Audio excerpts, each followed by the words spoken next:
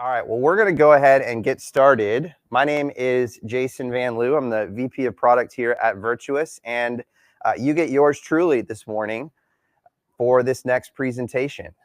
So excited to spend some time with you today, and we're going to talk about generosity ops. So Gabe brought this up at the tail end of his keynote this morning, and so we're going to dig a little deeper into that concept, unpack it, figure out how do we actually take some of those concepts and practically apply those to your organization? What would that look like? So let's go ahead and jump in. So I'm gonna progress through the first few of these pretty quickly because I've already kind of done that introduction. That's me at Virtuous. Love Virtuous, amazing organization. Been here for about 3.5 years. Like I said, from Florida, St. Augustine, little town on the Northeast coast. So I am on West Coast time, which means that I'm very tired early in the morning, or late at night, wide awake early in the morning, which makes it very interesting. All right, so let's start with a problem. And Gabe already kind of introduced this a little bit, but I was recently working with a nonprofit organization, and great organization, a lot of amazing initiatives and efforts, particularly around building contacts in their database. So they were able to amass a really valuable collection of contacts over the span of a few months through a variety of activities, email campaign, they had an event, things like that. And so they had this really great list of contacts. And so we started asking some questions like, all right, awesome. Like how many of those contacts actually gave to your organization? Which of the campaigns actually converted the best? Do you know the conversion rates for each of those campaigns? How many of those contacts would you flag as like potential major donors or folks that would be in a particular segment that might be valuable moving forward? And the answer to those questions was all kind of like, well, I'm sort of scratching my head. I don't really know. Like we have this great list, but we don't really have a lot of that other information. And that's such a common occurrence because, as Gabe mentioned earlier, there are silos that exist. There are silos that exist in all teams. Doesn't have to just be in nonprofits, but certainly in the nonprofit space. You have your fundraising team, you've got your ops team, you've got your marketing and communications team. And it's like, cool, the marketing and communications team, they're doing all sorts of amazing activities, but they're not really concerned with giving because that's not my problem, right? That's the fundraising team's problem. And so what ends up happening is you have these silos throughout an organization. And as a result, it makes it really challenging to ask some of those questions like, hey, what's your conversion rate? How many of those contacts that you actually pulled into your list, how many of those actually gave to your organization? So that makes it kind of challenging. And so you'll see these common issues arise. Teams lack shared goals, critical data across teams is inaccessible, and important insights go unshared. And so even if you're a small organization and you've got one person per team, or maybe as we talked about yesterday, you've got folks that are wearing a bunch of different hats, or maybe you have a large organization, you truly have these formalized groups. These are the same challenges that we face regardless of organization size. And what happens is, this is problematic. It's not great. It's not fun. But at the same time, it actually really does hamper generosity. It hampers the impact that you can have as an organization when we don't have a shared, unified direction in which we're going, when we don't have data that's easily accessible, when you get your chief development officer or you get your executive team asking for data and it's just super hard to pull. So those are all too common occurrences. And Gabe has a really good quote here from his new book, which I'll share a bit later, saying that he firmly believes that disconnected donor experiences resulting from misaligned teams and goals are one of the biggest inhibitors of generosity, and I'm convinced that there's a better way. So making the connection that it's not just about having these problems and challenges from an operational standpoint, but it actually is negatively impacting the health of an organization, how generous folks can be, and as a result, how much impact that you can have. All right, so what's the inverse of this? What's the flip side of this? We have this sort of problem, we have this challenge, and if we look at, okay, how do we change that? How do we be more innovative as an organization? Really, there's three components. One is, hey, we have to have aligned teams. Two, we have to have clear goals. And three, we have to have data-driven decisions. We have to make data-driven decisions. So first, we have to have teams that are aligned on an objective, aligned on a actual destination. We need to make sure that there's clear objectives, clear goals, clear communication that's happening within an organization, and we need to make sure that we have data. As we talked about some yesterday, data is a tool. It's not the end all be all. Data is a tool that should be something that you can use to drive innovation, to advance impact, and ultimately to grow generosity. But if that tool, is sitting in a toolbox, you can't find it, or if it's super rusty and it's really hard to use, or it's the wrong tool for the job, that ultimately makes the job that you're trying to accomplish that much harder. And ultimately, this is our goal, and it's probably one of those obvious, like, duh, Jason.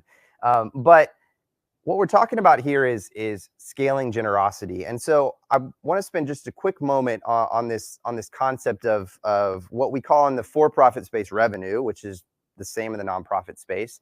But around here at Virtuous, we like to sort of frame that around this concept of generosity. And there's this kind of underlying current, I think, especially in the nonprofit industry. We're all impact driven. We have a mission, we have a vision. Honestly, amazing missions and visions. Like, we are literally trying to change the world. You are literally trying to change the world. You have big, audacious goals. And that's what makes this industry so special. It's why I came to Virtuous in the first place, out of the for-profit space. I just can't say enough for all of the impact and mission-driven perspectives that we have and sort of ways that we approach the work that we do. But at the end of the day, money plays a big part. If our organization doesn't have money, we can't accomplish those audacious goals. In the same way, in the for-profit space, we can build an amazing product. I can build an amazing product with my team. It's super fun to use. It's cool. But if it doesn't generate revenue, it really doesn't matter. And so we don't want to put revenue or money or generosity on too high of a pedestal, but I think too often, especially when it comes to how we work operationally, we can downplay it too much. And as a result, the actual work that we want to accomplish, the impact that we want to accomplish, becomes that much harder because it's very much a key factor. And so what we're talking about here is how do we put that revenue, money, generosity concept in the right place, and how do we build structure around that so that it can empower us to do the meaningful work that much more effectively. All right, so we've talked about the problem, we've talked about the inverse around innovation, we've talked about the sort of goal needing to be scaling generosity, but specifically for the nonprofit space, like, the problem still is here. We haven't necessarily solved it. Fundraising teams, marketing teams, volunteer teams, all of the teams internally are using oftentimes different tools to track their data. We do have data silos. We talked yesterday, sort of beat this metaphor into the ground, rowing in different directions, but it is pretty accurate, right? If you're in a boat and one of you is rowing in one direction and one of you is rowing in another direction, depending on where you are, you're either going to go in circles or you're going to literally just stay in the same place because you're counteracting each other.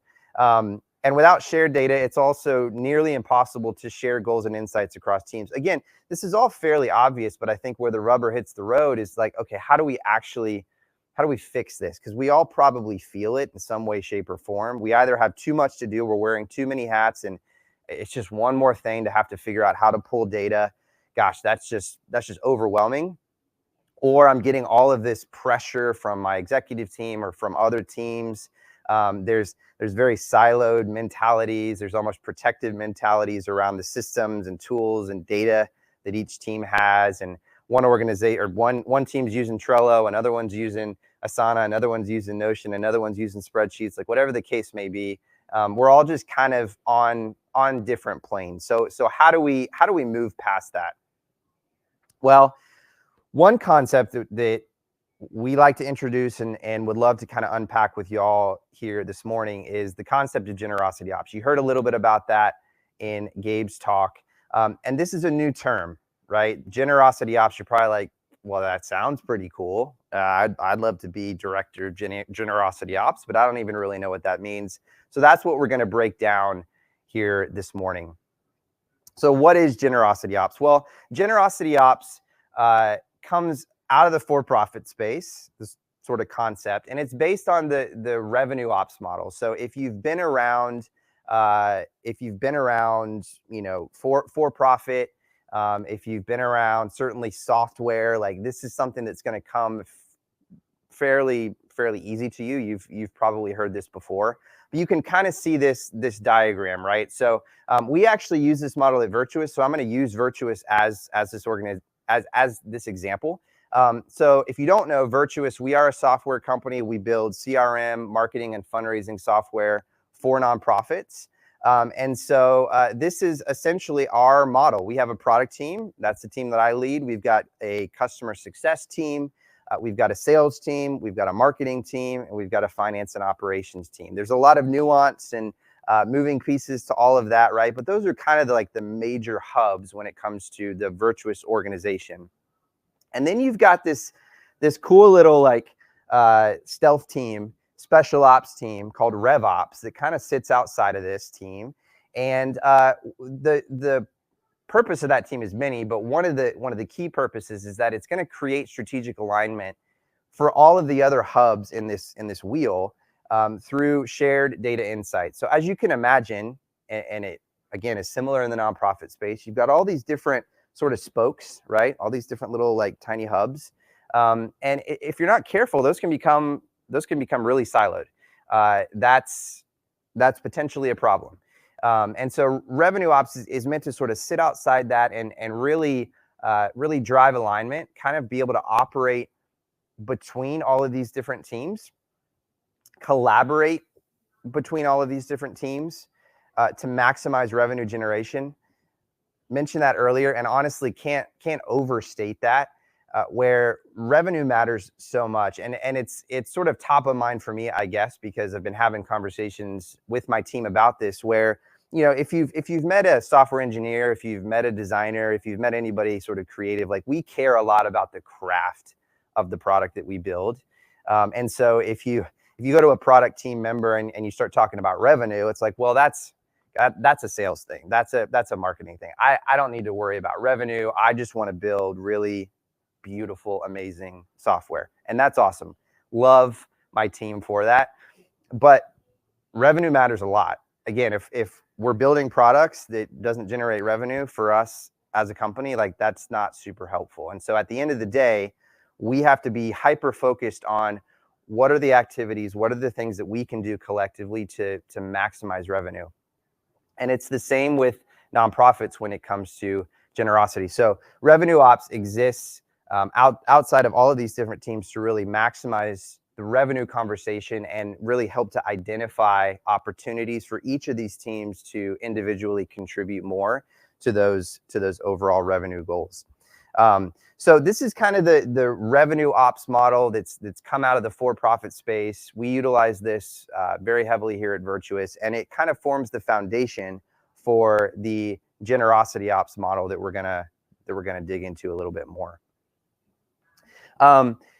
It also shepherds the customer journey. So again, this is another tech term, product term that you may or may not have heard, but when we talk about the customer journey in software, basically what we mean is like from the earliest point at which a potential prospect, potential user, customer of our product actually becomes aware, whatever that first touch point is, all the way through to the point where like they are the biggest advocate, they are the biggest champion for us. They are the ones like telling everybody, hey, you need to use this product. There's a big gap between those two touch points, right? And so in the middle of all of that, that is the customer journey. And so you can see here from this graphic, there's several stages, and these stages have different names. There's a bunch of different ways that you can sort of diagram this.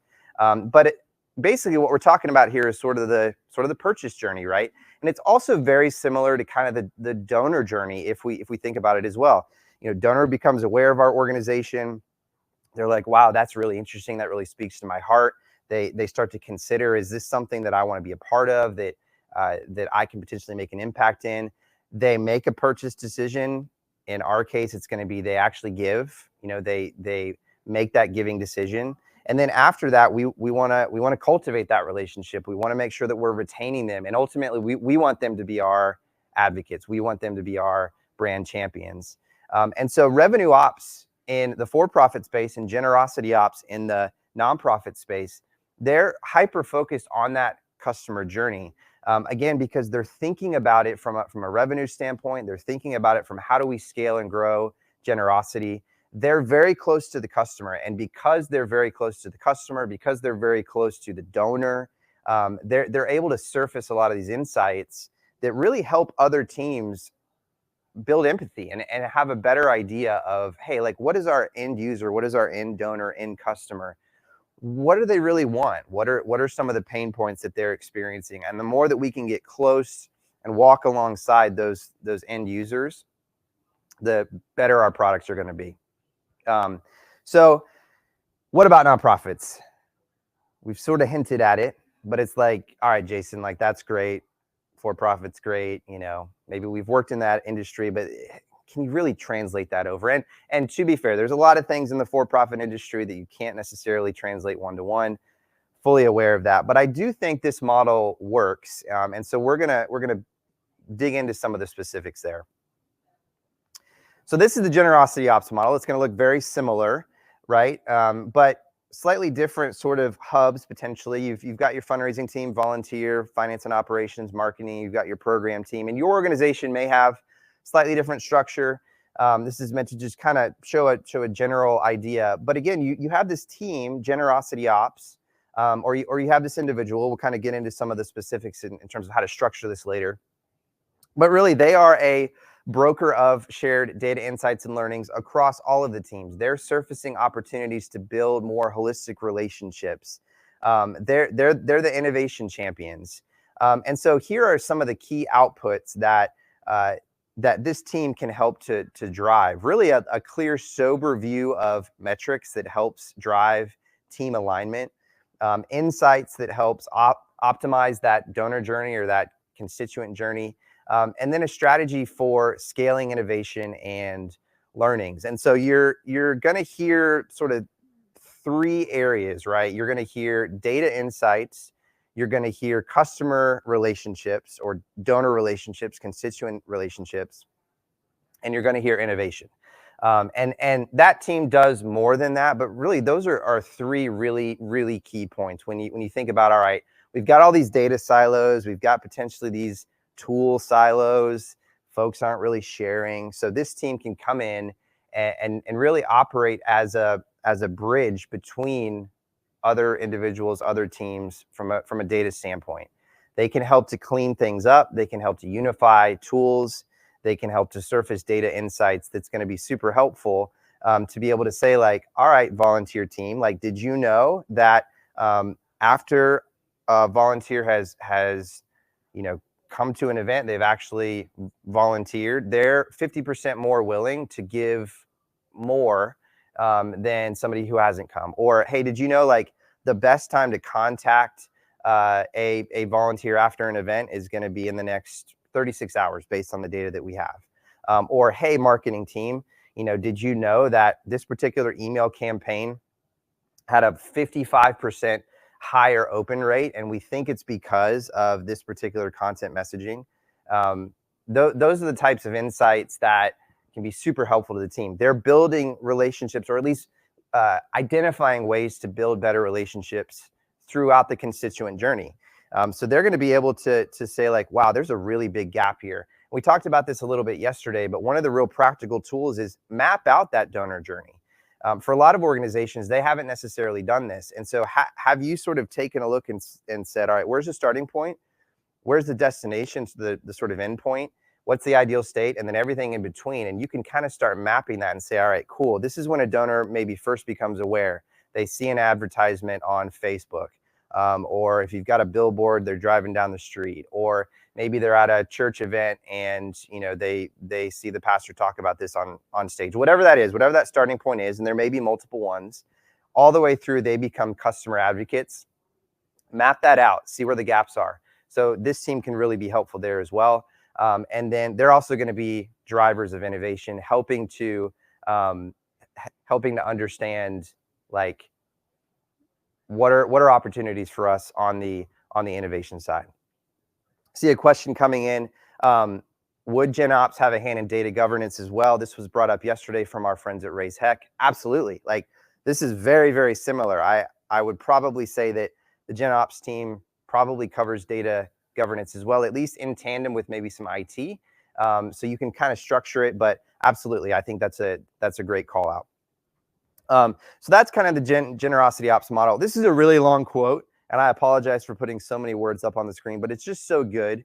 So this is Tobes Kelly, nonprofit consultant, probably one of the leading minds in sort of the nonprofit marketing space. So I'm just going to read it in its entirety. The best customer experience in the world starts long before you ever make a transaction, and it should be no different for a donor making a single or regular donation. True donor experience includes the entire donor journey, pre and post donation, all the way down to the messaging and copying your emails, creative, et cetera, et cetera, et cetera. Let's skip down to the bottom. Donor loyalty is all about how donors experience your brand, not just the extent to which they believe in your mission.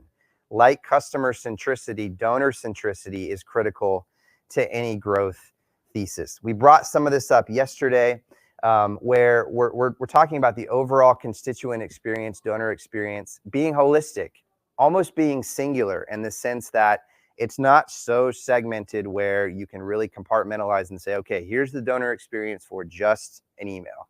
Here's the donor experience for just an event. Here's the donor experience just when they pick up the phone to call and ask a question, right?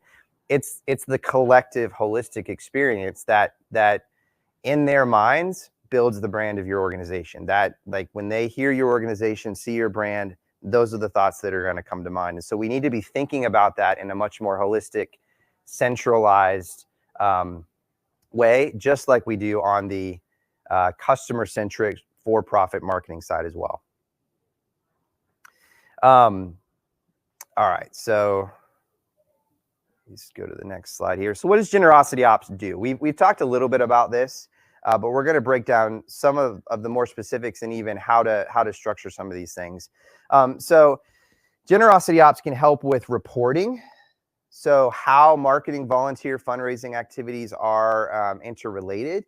They can create alignment by providing KPI visibility, and they can identify innovation opportunities within the organization. So these are 3 areas. We're going to look at a few more. These are not exhaustive by any means, but you can think about really that first one, right? Marketing, volunteer, and fundraising activities are interrelated. Maybe you've had this experience where it's like, okay, we've got volunteer data, we've got some marketing data, we've got some fundraising data, but like I mentioned at the very beginning, that sort of problem asking, hey, can you identify a little bit of a correlation here? Like, have you identified any major donors? What campaigns are performing the best? How many of those donors, or sorry, how many of those contacts on your list actually gave? How many of those who gave will give again? So there's correlation between all the teams. And just like we want to build a holistic donor experience, we want a more holistic organization experience. We're all on the same team. You know, a basketball team doesn't have a point guard division and a shooting guard division and a center division and a power forward division. Certainly there's certain positions within the team, but it's 5 people on the court playing against 5 other people on the court, and they need to work together. And so in the same way, like we are a team sport. And so as much as we possibly can to have a holistic, unified experience, that's going to be super helpful. Some of the other activities that GenOps can help with: connecting volunteer data to donor data, surfacing program stories and impact data to fundraising and marketing teams, and then identifying ambassadors and activists. One of the ones that I want to call out here is this: surfacing program stories and impact data to fundraising and marketing team. So this is a great way for like your program team to have just a lot more permeate the rest of the organization. And your program team, I mean, gosh, they are rock stars. Like they are the ones who are, you know, driving the cause forward very much, like figuring out, okay, how are we going to build a microloan program? Like, what does that look like? You know, how are we going to cover all the infrastructure requirements and legal requirements for sort of building wells and things like that? But it really is amazing if you can connect what the program team is doing and the cause related work that's actually going on, not just to the end donor, absolutely to the end donor. The more that you can reduce the gap between program and you know, donor to actually show like impact and cause, that's huge. But also organizationally, I think as well, like the more that you can communicate internally to your fundraising team when they're out on the front lines trying to raise money and they've got new information, new data, new updates that are coming from the program team, marketing and communications, that's going to be so much ammunition to be able to build effective campaigns, tell the story in a much more robust way. Honestly, personally, I take for granted how much communication is just still required on an ongoing basis. I think it was yesterday, I think it was Rachel in one of our sessions brought up a quote from, I believe, George Bernard Shaw. I'm going to get it wrong, but it was something to the effect of, you know, basically communication is only as effective as when we actually do it. And so just a reminder, even across teams organizationally, that it's important to over communicate, and especially when it comes to what we're actually doing as an organization, the impact that folks are having, and then internally being able to surface a lot of those insights so that other teams can continue to grab that vision and push things forward, because we are all one unified team. All right, so where to start? Like, we've talked about the problem that exists. We've talked about the need for innovation and the need to have some sort of way of unifying teams and of reducing silos. And we've talked about the revenue ops model, and obviously that's been successful on the for-profit side. We have the Gen Ops model here. We've talked about some potential activities that this team can help with. But where do we start? I mean, I think that's probably the big question, right? You're like, okay, Jason or Gabe, this sounds amazing, but I mean, I don't know where to start. Like, this just sounds like a lot of work. This sounds like a lot of executive buy-in. You know, I don't know how to get this going. So that's what we're going to kind of hit here, and hopefully give y'all some tips for how to take this back. So first, we're going to start with kind of small teams. And so if you are a small team, you're going to have some unique challenges here, and more than likely, you're not going to have a whole team, right? It's going to probably be one person, or dare I say, a half person or a quarter person, because you've got other roles and other hats to fill. But maybe you can designate an internal owner of this. You know, it's not even necessarily the long-term Gen Ops team solution, but you could form a small committee, or you could at least designate somebody who's going to be the Gen Ops champion, somebody who's going to really drive this forward. The other thing is you don't need to necessarily solve everything all at once. So you may have heard this concept of a sprint. Talked about it a little bit yesterday. If you're familiar with software, sort of agile development at all, product development, this will be familiar. But it's basically a way of saying, okay, in the next 2 weeks, I want to break down everything that I want to get done. There's an outcome at the end of 2 weeks that I want to accomplish. I'm only going to set a 2-week time frame, because I know that if I go beyond that, it's just going to get crazy and it's probably going to change. So we give ourselves a very small window. It could be 2 weeks, it could be a week, whatever ends up working for you. Set an outcome. By the end of 2 weeks, I want to be able to surface 3 specific data points to this other team. And so reverse engineer that back, figure out what it's going to take to get there, and only focus on that in the next 2 weeks. Don't try to solve everything at once. Start small. Really focus on cross-team visibility. So if you had to hone in on one particular area, what are those wins that are going to really impact other teams inside the organization, providing more visibility, providing better communication. So for example, if you utilize, a Teams channel, either Microsoft Teams, which is great, or maybe you utilize Slack or something else, start a little shared channel that other teams can have insight into, or other folks can have insight into, or maybe it's a DM thread with other folks if you have a smaller team. And that can really be a great place to centralize communication, especially across teams, because what will end up happening is if you're having one-on-one conversations with a bunch of different people, that doesn't necessarily get spread across to everybody who needs to know. So having one channel where everybody can get insights and sort of see what's going on. Use what's called opportunity mapping or sticky note exercises. So opportunity mapping is a product management sort of paradigm and tool. And essentially what it does is it says, okay, here's the problem. We sort of define that at the top, and then we're gonna brainstorm all of the different opportunities that we have to essentially try and solve that problem. Like if that were not a problem, what would be the opportunities that we'd be able to accomplish? And so honestly, one of the things that we like to do here at Virtuous is we like to do what's called a sticky note exercise, where we bring our team together in a room. We say, here's the problem. We want to identify opportunities for ways in which we can solve that and ultimately come to solutions. So we're going to write down on individual sticky notes all of the things that come to mind. Each person does that. We spend 30 minutes, 45 minutes, an hour, whatever it is, and then we're going to put all those on the wall, and then we're going to group the ones together that are kind of the same, because you're going to have similar ones. And then we'll do what's called a dot voting exercise, where we actually go and we get 3 votes, and you can vote on the highest, and the ones with the highest number of votes bubble up to the top, and then we have conversations about it. That can be a great way as a team of 3 or 4 or 6 or whatever it might be to start to talk about some of these things, approach it from different perspectives, and be able to sort of work together to come to solutions. Some of the other questions that small teams can ask, so these can be really helpful, is, hey, where's our data stored? Hopefully it's relatively centralized, but maybe it's not. Maybe it's all over the place. Maybe there's hidden spreadsheets. Maybe we've got Google Drive over here, and we've got Dropbox over here, and we've got stuff on Jeff's computer over here, and we've got Sally's stuff over here and some random cloud, right? It's kind of all over the place.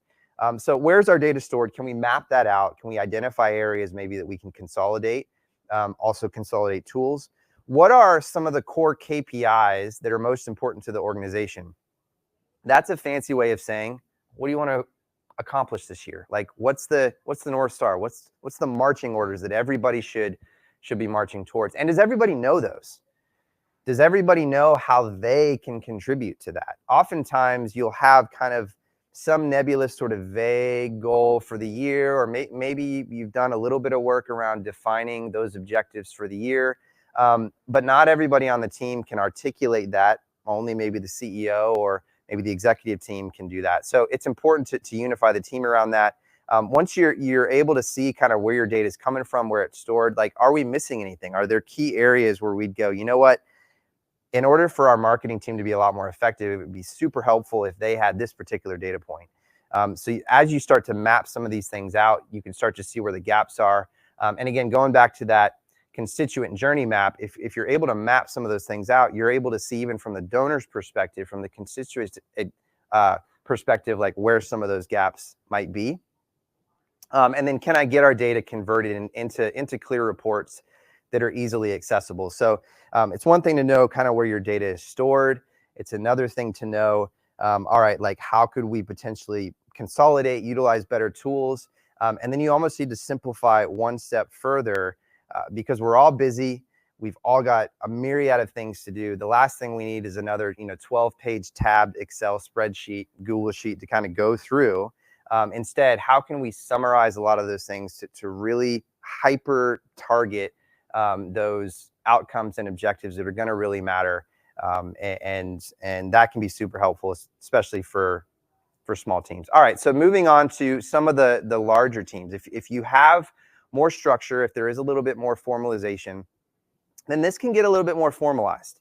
And so you may be able to establish an actual GenOps team.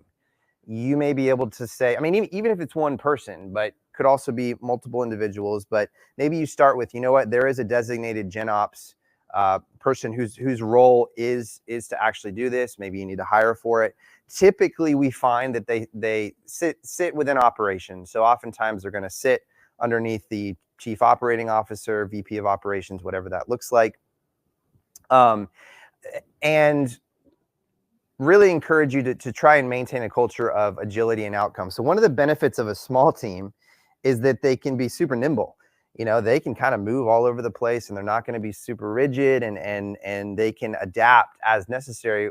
If you have larger teams, that becomes more and more challenging. And so it's really important, especially for this Gen Ops team, to maintain that culture of agility and be really hyper focused on outcomes and objectives.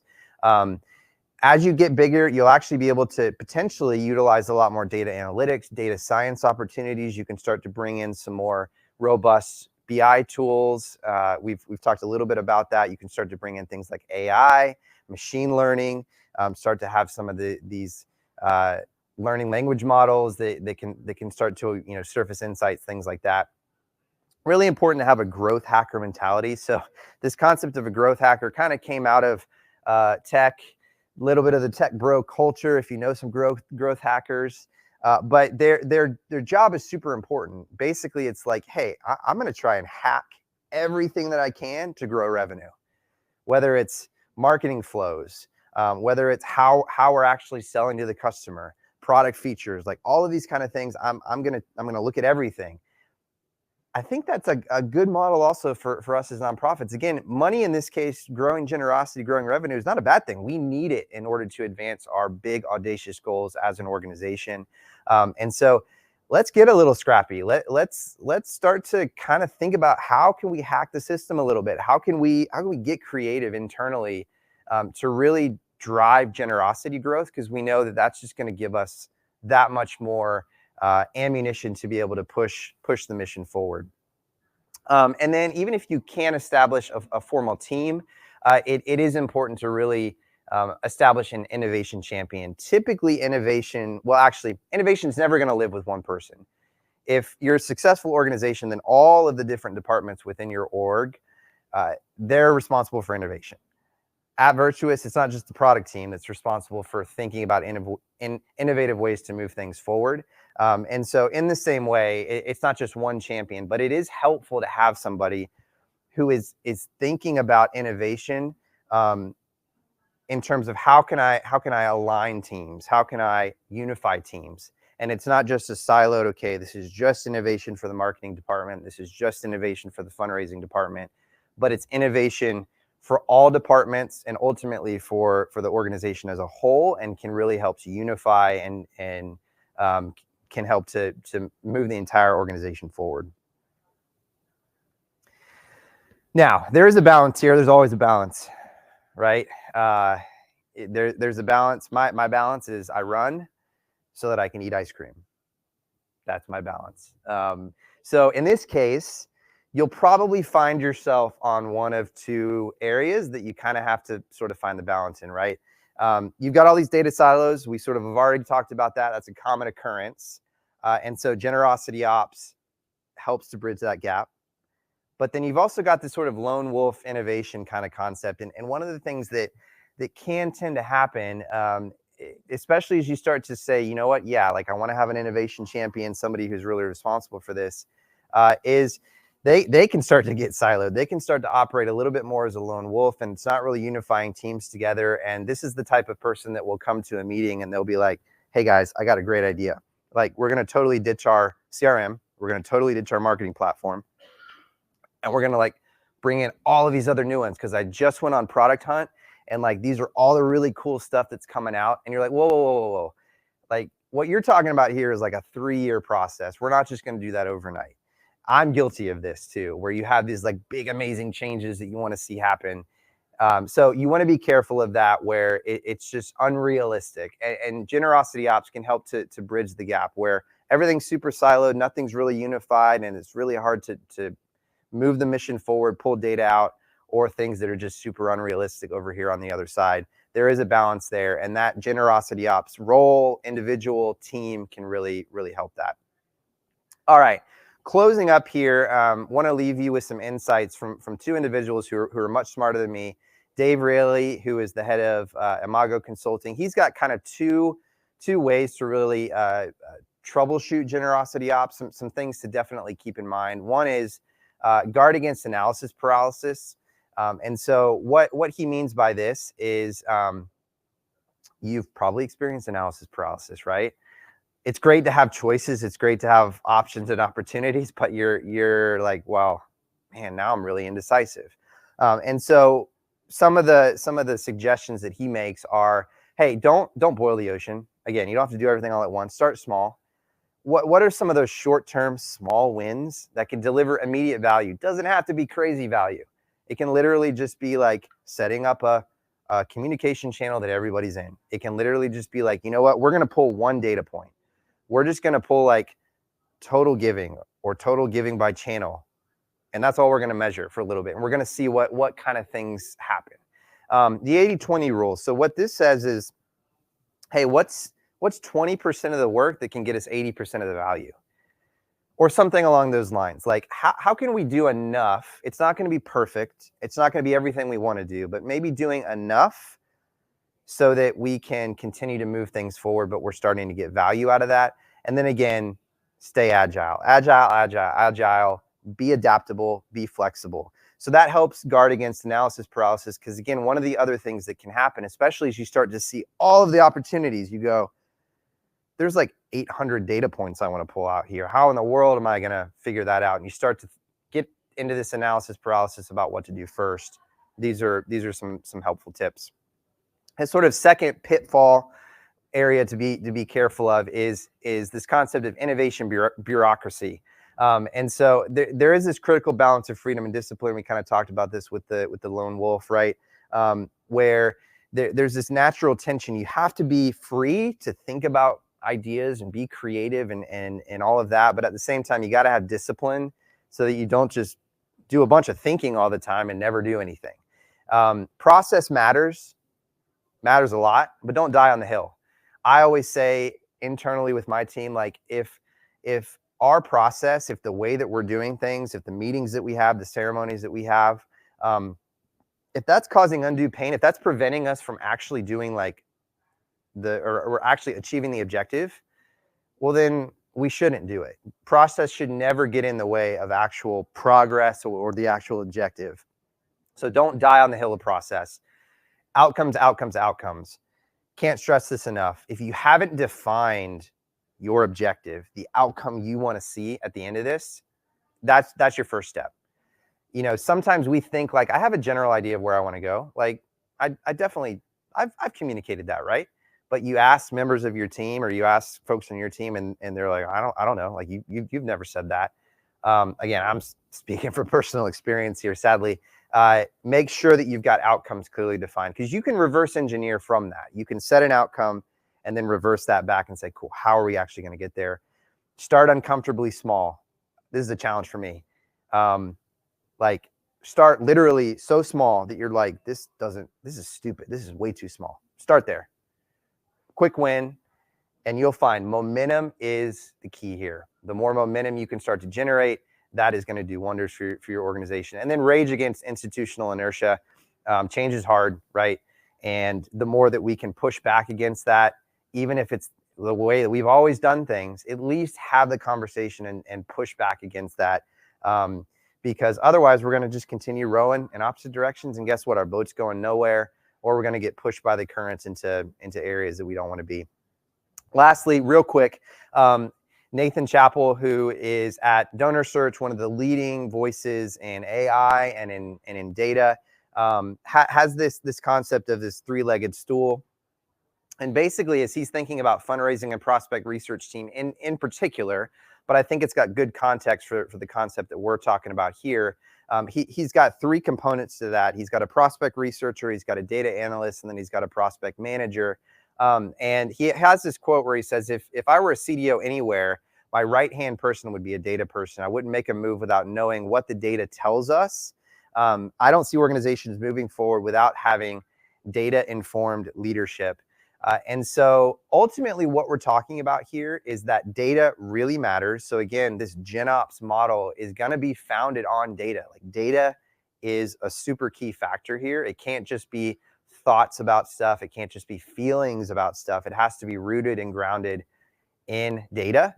And so as long as that's happening, data needs to have a seat at the table. If your organization struggles with that, this is a really great place to start. And maybe that's an indicator that generosity ops could be something that we should consider, because that's going to help us move forward. All right, so bringing it all together, trust this was helpful to kind of introduce this concept and maybe even give you some ways of moving forward and really applying this. But one action could be, hey, just identify your team members who understand your data as well as your organization's strategy and goals. Who's the one person on your team that you would go, yep, like Kristen is the person who is the most data driven and she understands where we want to go. Let's designate her for the next quarter to be our Gen Ops person and see how far we can get. Who's the innovation champion? Who's the person who can think creatively, push new ideas, not just for their individual sphere of influence, but for the entire team? And then focus on outcomes. So where are areas that you can be more transparent with your data? Where are gaps that exist that, hey, we need to make sure that those are covered? What are some things that we can do to accelerate decision-making? Are there meetings that we need to create? Are there meetings we need to get rid of because it's just a waste of time and we need to be a lot more decisive? And then what are areas that we can do to optimize the constituent journey? If you haven't already, do an exercise to map out that journey. It's super helpful, and you can start to pull a lot of these conversations out of that from there. So, running out of time, trust that was helpful. I know there's probably some really good questions here in the chat. I'll take 2 minutes. So Kelly or Carly, if you're in the chat, which one should I cover? Try to do that real quick. And when we just cover that one, steps in the maturity model say that you don't have to have everything fully fleshed out to move to the next step, but with reporting and data health being the foundation, would you say this one needs to be pretty much in place before moving on? That's a really good question. I would say yes and no. Yes, in the sense that if your data is terrible, then you're not going to be effective no matter what.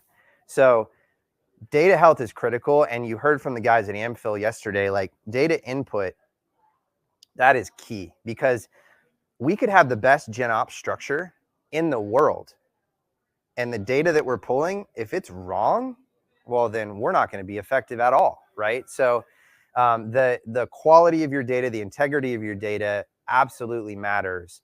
However, you can sort of over polish that and over perfect that and spend 6 months or a year on data sanitization and not move forward on any other front. So again, it's a balance, just like everything else. You do need to sort of balance that tension. I would say there, like, go that 80-20 rule. Like, is there 20 or 30 or 40% of the work that we could do on the data health side that's going to get us the majority of the value? And then knowing that, hey, we're still going to have to keep an eye on these particular objects in our data structure. But we know that, like, fundamentally the data that's coming in is actually strong. And so that we can confidently make decisions on the data as opposed to always kind of being questioning. So hope that's helpful.